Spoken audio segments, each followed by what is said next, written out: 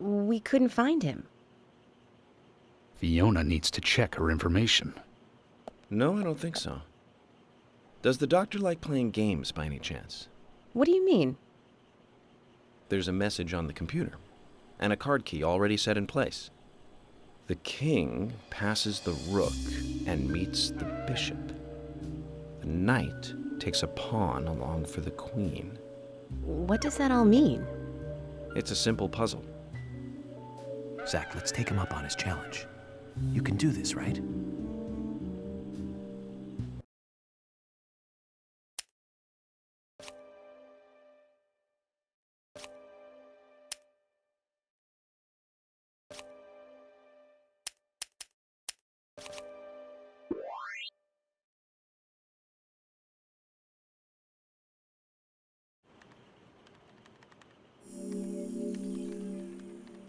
The doctor awaits below with the deceased. Another code? But there's nowhere to insert a password. More games.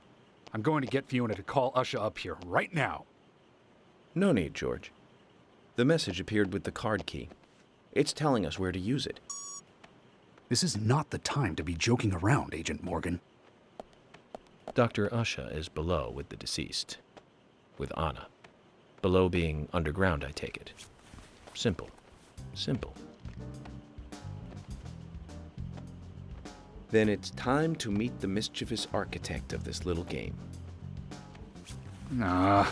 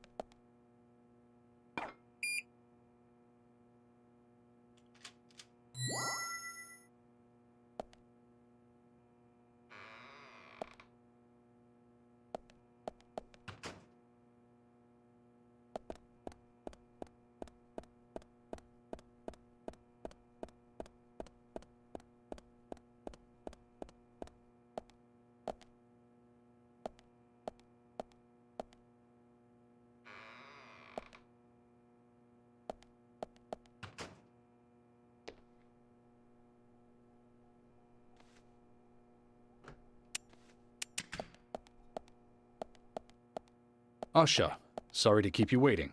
Ah, you made it. Let's get started, shall we?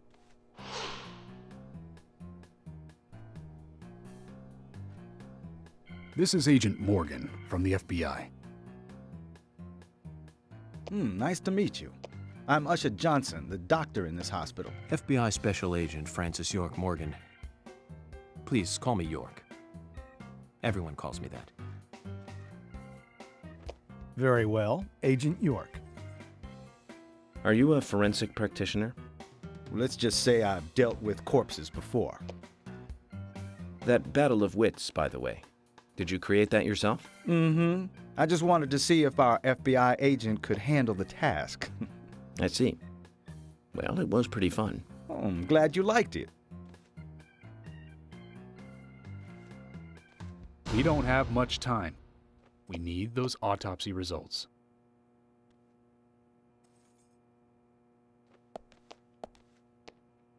Next time, try challenging us without obstructing an investigation. You've angered the monarch.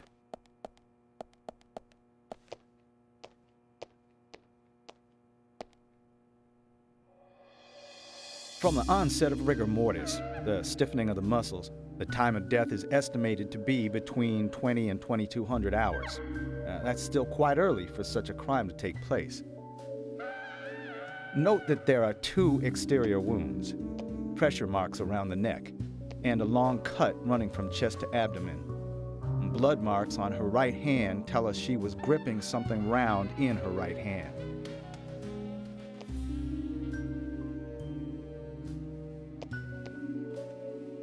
Her skull is also fractured, but that is unrelated to the cause of death. It probably happened to her after she was killed.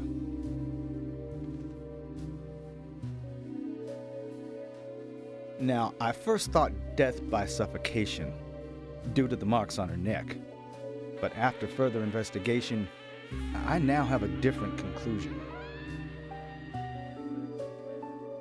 The direct cause of death was loss of blood from the wound.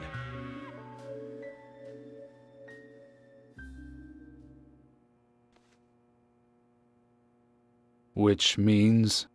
She was cut up while she was still alive. Yes, a sharp knife was used. It was inserted beneath the sternum and then quickly sliced downwards. The excessive loss of blood from her internal organs is what actually killed her. Her nails are clean, and with no skin cells from the attacker.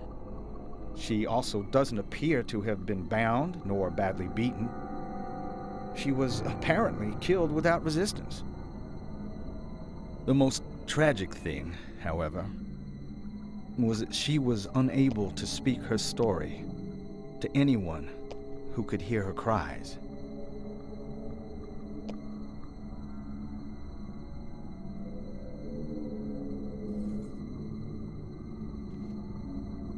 The perpetrator cut out Anna's tongue. Well, I believe she was drugged first to phase her consciousness, and then the killer killed her.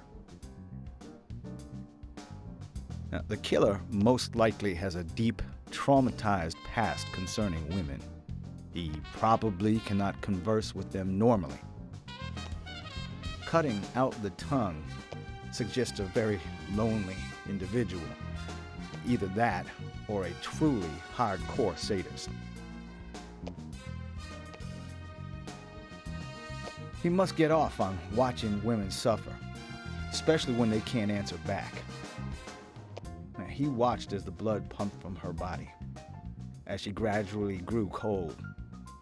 A case in Seattle in 1985 was much like... Usha, please, limit your report to your findings as a doctor. Criminal profiling is my job.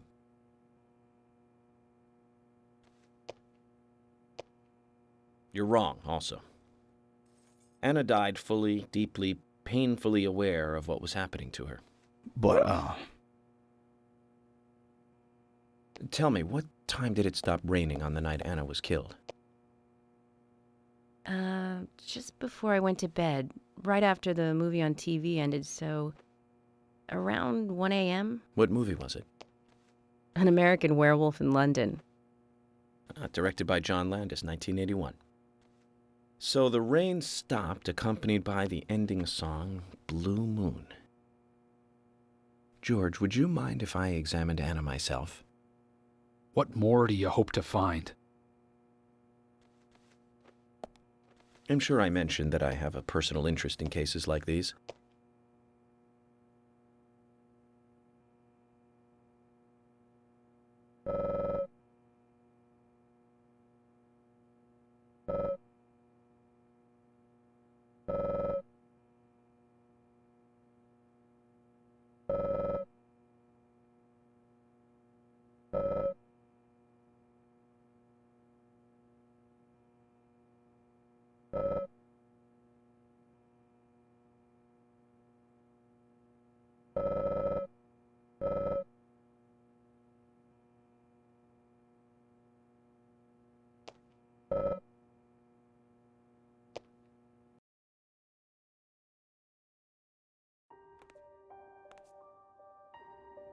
From her lack of resistance, I'd say that Anna's injuries happened very quickly. Unable to speak, she was then left to cry herself to death. Zach, it's all starting to come together. The perpetrator stayed with her for at least 2 hours until it stopped raining. At the estimated time of her death, it was still raining, but you can still see tear marks on her cheeks. That means she was killed under a roof somewhere. She was then carried into the woods after it stopped raining. There's one other thing. Her tongue was removed with a very blunt knife. In fact, it's more likely it was simply chopped off. Usha, are you a passionate man?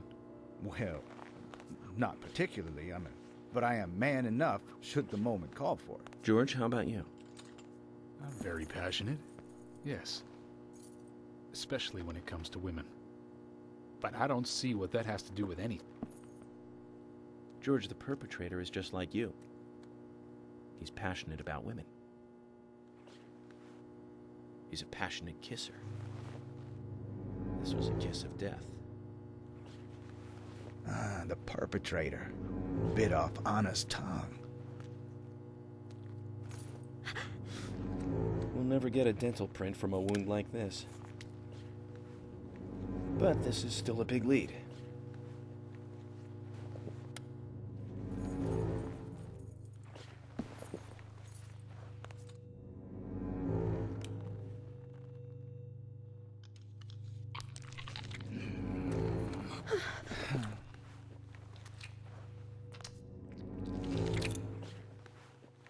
Jackpot, Zach. A shame, but our old-time all-American sightseeing tour just came to an end. This case is now under the jurisdiction of the FBI. I'm assuming command. I'll need you to assist me in the investigation. What in the hell do you mean, Agent Morgan? I know I said I was passionate, but you can't think I did this. That's not why I'm assuming command, George. You're a suspect just as much as every other passionate man on Earth. Let me show you something.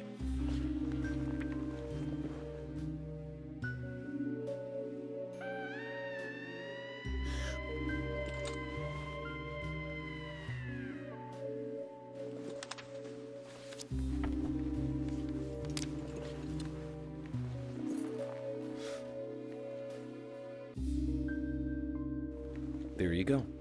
Amazing, huh? I'm sure you have a lot of questions, but most of the details are top secret. George, Emily, we should be going.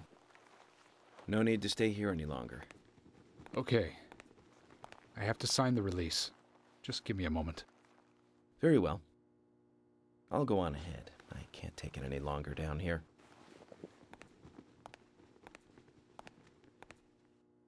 Bishop takes queen. His rook takes your queen. Then your knight takes rook. And checkmate. Huh?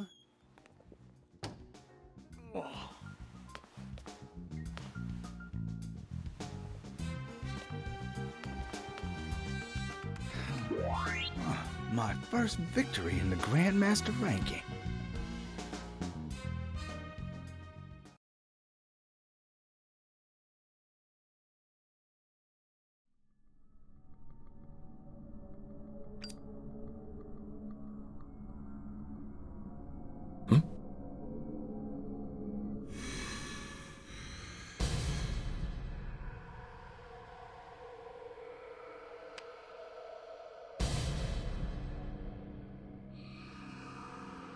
Zach, they're here.